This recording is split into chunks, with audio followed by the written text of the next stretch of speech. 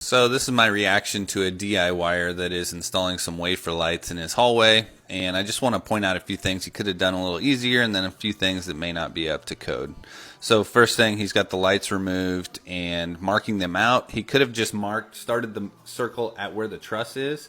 That way he wouldn't have had to cut where the truss is, so it would have went bigger around the edge of the box and not where the truss is. Just a little pro tip, I guess.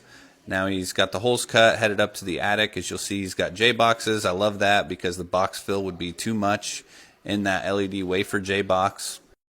Now, one thing you need to keep in mind when you're installing J boxes is they do need to be accessible if they are in the attic. And technically, since that J box is not a part of that light fixture, it does need to be up and accessible and visible in the attic. So this is actually not okay to do.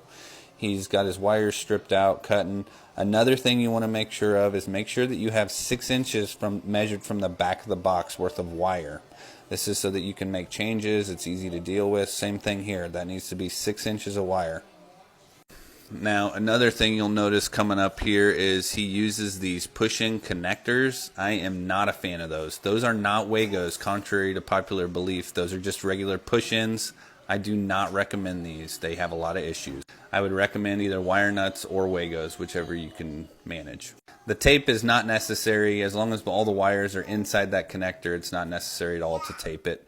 Now he's screwing the box in, which I do recommend. There again, that should have been up and accessible out of the insulation. He's got his wire stapled in, and overall, I'd say for a DIYer, he did a very good job. If it was a professional, not so much, but honestly, for a DIYer, I'd say great job.